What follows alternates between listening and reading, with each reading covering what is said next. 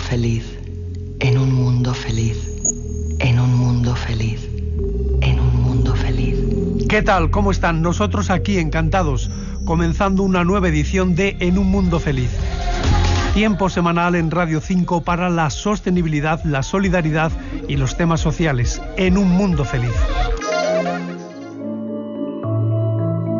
En un mundo feliz de nuevo hablamos de medio ambiente, de sostenibilidad, de la salud del planeta, pero en esta cuestión tan importante para todos, en este tema tan fundamental desde hace ya bastantes años, vamos a abordar una perspectiva quizá distinta, porque con toda la conservación del medio ambiente se han formado, en opinión de algunos expertos, una serie de mitos que son contraproducentes para poder abordar bien cuestiones como el cambio climático, la sostenibilidad, la desigualdad entre ricos y pobres en el mundo, las sequías, etcétera, etcétera. Bueno, Víctor Resco de Dios nos presenta un libro excelente editado por Plataforma Actual. Se llama Ecomitos, los bulos ecológicos que agravan la crisis ambiental. Víctor Resco es científico y trabaja en la mitigación de algunos de los principales problemas que amenazan a la sostenibilidad de nuestra sociedad. Es doctor por la Universidad de Wyoming y profesor de Ingeniería Forestal en la Universidad de Lleida, y interviene hoy en esta edición de Un Mundo Feliz por vía telefónica. ¿Qué tal, Víctor? ¿Cómo estás? Hola, muy bien, encantado de estar aquí, gracias. Bueno, me ha sorprendido mucho el libro y sobre todo su título, Ecomitos. ¿Cuáles son, en tu opinión, los principales ecomitos con los que nos tenemos que enfrentar? Bueno, sí, en nuestro día a día creo que tenemos el imaginario colectivo pues envenenado, ¿no?, por una serie de falsas creencias que creemos que nos ayudan a solucionar esta crisis ambiental, pero que en muchas ocasiones lo que hacen es agravarla, ¿no? El peor yo diría que es el de la creencia de la responsabilidad individual, ¿no? Como que nosotros somos los causantes del cambio climático y de toda esta degradación ambiental que vivimos, cuando en realidad es el resultado de un sistema corporativo y en realidad más que los causantes, lo que somos las víctimas, ¿no? Nosotros y nuestros hijos vamos a ser quienes vamos a pagar por el pato de un sistema económico y de un sistema de producción que no ha mirado por las prioridades básicas. Bueno, tanto es así que en el libro comentas el caso de la compañía petrolera Exxon, donde hace ya bastantes años, no sé si 30 o 40, Víctor, contrató a los mejores científicos del mundo, en tu opinión, o de los más brillantes, para hacer una especie de proyección de lo que ocurriría en el siglo XXI. Entiendo que esto se hizo pues en 1990 o 1985, por ahí, para saber lo que ocurriría con el clima en el planeta si seguíamos quemando combustibles fósiles. Y en opinión de los expertos decís que esa previsión, esa proyección que hicieron estos científicos para la compañía Exxon era muy, muy acertada, y de hecho se ha cumplido casi milimétricamente. Lo que ocurre es que la compañía Exxon ocultó esta investigación y pasó entonces a cargársele. Durante un tiempo se hablaba de las compañías, de la contaminación, pero como acabas de mencionar, se le pasó la responsabilidad a los individuos. Se le pasó la carga de la prueba a cada uno de nosotros, diciendo: eres un maldito consumista, tienes una huella ecológica tremenda, produces CO2 y eres terrible. Esto fue así, ¿no, Víctor? Sí, creo que lo has resumido a la perfección. Los primeros estudios de Exxon incluso son de los años 70. Es decir, que aquellas personas que puedan tener dudas sobre la calidad de los estudios climáticos, pues que consulten a los estudios de los petroleras, ¿no? Son de lo mejor que hay. Y Exxon en un principio adoptó una actitud como muy agresiva, muy negacionista, muy directamente enfrentada a los científicos no financiados por ella que defendían que estaban advirtiendo sobre el cambio climático. Y hubo otras petroleras, como por ejemplo BP, que fueron más cucas, fueron más inteligentes, pero fueron más perversas, que lo que hicieron fue aceptar la realidad del cambio climático e inventarse esta trampa que comentabas del huello de carbono, ¿no? Esta trampa del huello de carbono que surge de un spot publicitario de BP, donde se preguntaba a las personas de a pie, bueno, ¿cuál es tu huella de carbono? Y las personas estaban despistadas. ¿Cómo? ¿Mi huella de carbono? Pues, será el impacto que yo tengo, ¿no? Claro, esto nadie había oído hablar de ello. Y sí, este cóctel, este cóctel de empresas petroleras, pues han creado junto con otras, ¿no?, con otras energéticas, pues son las que han creado este imaginario, este ecomito, ¿no?, del imaginario colectivo de que somos nosotros los culpables de la crisis ambiental. Bueno, déjame que presente a tu amigo y compañero Paco Castañares, que también interviene por vía telefónica, y os conocéis desde hace tiempo, ¿verdad, Víctor? Sí, exactamente. Vale, Paco, ¿qué tal? ¿Cómo estás? Hola, un placer, encantado de escuchar a Víctor y de participar en el programa. Para mí un enorme honor, sin duda, que poder estar hablando con Víctor y al mismo tiempo poder analizar el magnífico libro que ha puesto en circulación hace breves fechas y que yo creo que tanto va a cambiar. Bueno, la mentalidad de mucha gente cuando lo vaya conociendo, ¿no? Vamos a ver, tú eres presidente de la Asociación Amigos de Monfragüe, qué bonito esto, ¿no, Paco? Sí. Ahí andamos. Sí. Y también colaborador de la Fundación Felipe González. Y creo además que habéis hecho una presentación a la que asistió el propio expresidente del gobierno, Felipe González, de este libro, de Comitos. Que lió la de San Quintín, por cierto, porque salió con el libro en la mano en su intervención el expresidente del gobierno. Estábamos Víctor y yo sentados al lado, porque nosotros interveníamos justo a continuación, y soltó lo de los residuos nucleares, comparándolos con los residuos de las energías renovables, y bueno, luego a partir de ahí se ha liado una buena polémica a nivel nacional, sobre todo en algunas personas de determinados sectores en Twitter y en algún medio de comunicación nacional, que poco menos que no debe decir que pertenece al lobby nuclear y que es un negacionista y un anti-energía renovable y cosas de estas, ¿no? Cuando lo que hizo fue poner de manifiesto, bueno, pues lo que pone de manifiesto a su vez con absoluta claridad y con datos y con pruebas científicas, con una clarividencia enorme de Víctor Resco en su libro Comitos. Bueno, Paco, los ciudadanos estamos algunos ciudadanos estamos bastante hartos de escuchar a líderes políticos mundiales o exlíderes que van predicando sobre que nos tenemos que apretar el cinturón, que no tenemos que quemar gasolina, que no tenemos que hacer 1000 cosas, y luego ellos van a las respectivas cumbres, a Davos y a muchos otros lugares en aviones privados, y se mueven con 50 o 100 escoltas, quemando lo que no está escrito. Esto yo creo que es una contradicción per se que ofende a los más normales, ¿no, Paco? Sin duda, y además no son el ejemplo a seguir, claramente, ¿no? Si tú les escuchas, te puedes sentir culpable, decir, oiga, soy un pecador, estoy haciendo un daño tremendo al planeta. Yo que me creía una persona modesta y humilde, que con mi propia actividad humana, con mi propia forma de vivir, no podía ser demasiado peligroso, resulta que soy el causante de todos los males, ¿no? Pero claro, si luego miras lo que hacen ellos, el despilfarro presupuestario, el gasto de energía sin justificación de ninguna clase, la propia regulación de las actividades que en definitiva responden más a campañas de marketing, al bien queda, a lo que creen que la gente puede recibir con mayor calor, con mayor aplauso, ¿no? Pueden, por tanto, conseguir apoyos electorales a partir de ahí. Bueno, al final es una pescadilla que se mueve la cola y que todo nace de esa extraña gran coalición, la otra gran coalición, entre las multinacionales energéticas y mineras, por un lado, y el movimiento ecologista internacional, que es también otra, o son también otras grandes multinacionales que al final nos envuelven en un producto y nos hacen sentir culpables de lo que realmente el sistema provee, ¿no? Y proveen, por tanto, las grandes empresas y sobre lo que legislan y permiten los gobiernos de la mayor parte de los países del planeta, de todos los países del planeta, precisamente haciendo un discurso que justo es lo contrario de lo que ellos están haciendo y legislando, sobre lo que están legislando a diario. Bueno, Víctor, vuelvo contigo. Dices que se ha puesto la mirada solo en el CO2, como si eso fuera lo único importante, cuando no se abordan problemas como la desigualdad entre el norte y el sur, las sequías, la pobreza, la escasez de alimentos, y además añades que quienes piensen que podemos pasar de 2, 3, 4, 5 millones de coches eléctricos a 1.000 millones de coches eléctricos que harían falta en el mundo, primero es una premisa inviable hoy por hoy. ¿Por qué? Pues explicas que los coches eléctricos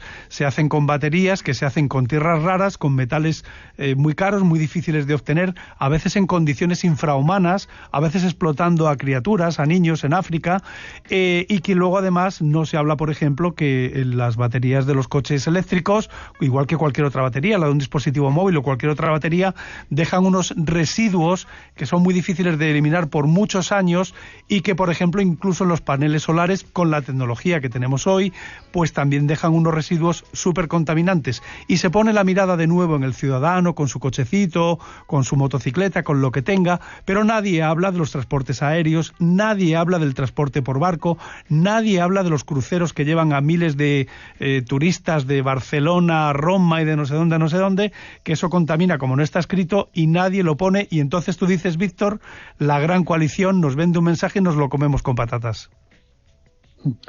Sí, así es. La gran coalición, también hacía referencia a Paco antes, pues me refiero a esta alianza que se ha establecido entre el conservacionismo y las grandes empresas contaminantes. Yo creo que uno, cuando se imagina a una ONG ambientalista, pues uno un poco que se imagina ahí una monja de la caridad en la selva, ¿no? Algo así. La realidad es que estamos hablando de entidades multinacionales que tienen unos presupuestos anuales. Por ejemplo, WWF, tal que todos conocemos, que tiene el panda por un logo, de 300, 400 millones de dólares. Nature Conservancy, que quizás sea la más grande, tiene un presupuesto anual de 1.000 millones de dólares, activos por valor de más de 7.000 millones de dólares. Los sueldos de los CEOs, ¿no?, de los directores ejecutivos, son unos sueldos de más de 1 millón de dólares.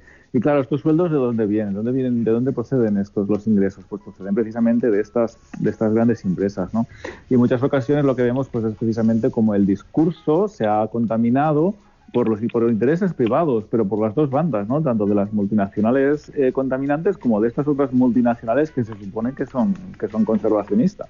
Bueno, el libro está acompañado de un montón de datos, también de gráficos muy interesantes. Hablas de un plan inquietante que no sé si surgió en Davos o la Gran Coalición, es limitar la población, pero limitar la población no de todo el mundo. Atención, limitar la población de los africanos, dices, cuando un africano consume, un norteamericano consume como 100 africanos, y de ahí no se habla de limitar la población, no se habla lo más mínimo. Entonces tú estás diciendo que en realidad de donde habría que limitar la población es de los países ricos y de los súper ricos, porque contaminan una barbaridad.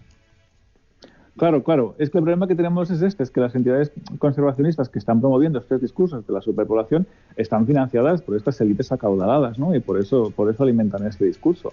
Los datos que nos dicen, nos dicen que el 10% de la población más rica es responsable por el 50% de las emisiones. O sea, el 10%, vamos a repetir el dato porque es súper importante, el 10% de la población mundial más rica es el responsable del 50% de la contaminación. Correcto, mientras que de las emisiones de CO2. De las emisiones de CO2. Las emisiones de CO2 lo que mide es el grado de consumo de recursos, porque el carbono a nivel ecológico es la moneda, es la transacción de los ecosistemas, ¿no? La planta fotosintetiza CO2 para convertirlo en azúcar. Entonces, que emite el 50% del CO2 quiere decir que consume la mitad de los recursos que se consumen a nivel mundial, por lo menos de los recursos orgánicos.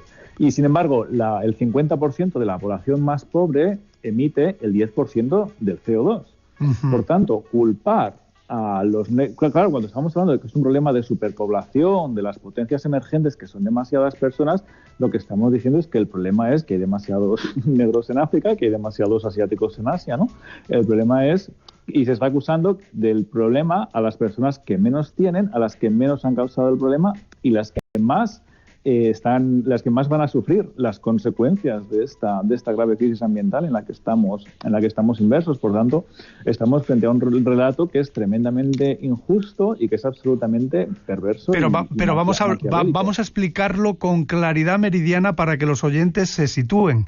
De lo que se está hablando es de esterilizar directamente a millones de varones negros de África y a millones de mujeres negras. Estos son los planes que contemplan la élite. Bueno, tanto como millones no lo sé, pero lo que sí que sabemos es que las entidades ecologistas tienen planes de control de la natalidad. Hay muchos programas desarrollados sobre esto, incluso hay uno del instituto de Jane Goodall, esta señora que es tan entrañable, que está abrazando a los chimpancés, ¿no? En ese instituto se desarrollan programas de esterilización a personas. Programas de control de natalidad. Algunos de estos programas incluyen las esterilizaciones de varones y también de mujeres, ¿no? Entonces, si uno se lee, esto está publicado en informes de WWF, financiados por el USAID, financiados por la farmacéutica Johnson & Johnson, el documento es público, se puede consultar y yo también lo cito en el libro. Y esto está documentado. La justificación, ¿por qué lo hacen? Bueno, pues ellos lo venden desde el punto de vista de que cuando estás conservando la naturaleza, también tienes que mirar por las personas que están viviendo en ese medio. No puedes preocuparte de los chimpancés y olvidar a las personas. Pero claro, una cosa es empoderar a las mujeres, ayudarlas a que controlen su vida sexual y su vida reproductiva con medidas de control de la natalidad, y otra cosa es esterilizarlas en nombre de la naturaleza o buscar realmente una reducción, y cito textualmente los objetivos que hay en este informe, una reducción de los costes operacionales o que tengan más confianza en las acciones que estas empresas, que estas entidades ecologistas están realizando, ¿no? Por tanto, como se ha instaurado este ecomito de que el problema es la superpoblación, esto se está utilizando para justificar programas de control de la natalidad que incluyen efectivamente a fertilizaciones, y esto, como digo, son documentos públicos. Bueno, vuelvo contigo, Paco Castañares, recuerdo presidente de la Asociación Amigos de Monfragüe y colaborador de la Fundación Felipe González. Estas son las élites más poderosas del mundo, como dice la gente joven, yo estoy flipando. ¿Qué opinas tú, Paco? Pues alucinando completamente, claro que sí. Uno tiene la intuición y la sospecha, que muchas veces puede ser equivocada precisamente por no tener base científica, pero cuando uno ve escrito negro sobre blanco con documentos que lo acreditan y con datos absolutamente irrefutables, pues uno se afianza realmente de que estamos en una sociedad que a veces actúa con decisiones políticas y con decisiones económicas y con decisiones sociales y del orden de conservación de la naturaleza absolutamente perversas, ¿no? Y Amigos de Monfragüe precisamente surge como una reacción de la gente del entorno de un parque nacional que fueron expulsados en su momento, lo que ocurre a diario y que Víctor denuncia en muchas ocasiones, y que ambos, entre los dos, hacemos eco para que denuncias de otras organizaciones puedan llegar a más gente. Está ocurriendo en la mayor parte de los parques nacionales, de los espacios protegidos en el sur global, ¿no? Particularmente en África. Es un poco así como decir, mire, esto está tan bien conservado, ustedes lo han hecho tan bien durante siglos, durante milenios incluso, que lo vamos a declarar protegido. Y claro, para protegerlo de verdad, ustedes se van fuera de aquí, tienen que irse. Oiga, ¿no lo hemos hecho bien nosotros y ahora nos echan? Pues eso es lo que ocurre. No solamente en el sur global, también en el sur del norte global, en este caso. Sí, en Extremadura y en algunas otras zonas de España, en las que, por ejemplo, se puede producir energía eléctrica, aunque lo prohíba la ley, con macroembalses de la época de la dictadura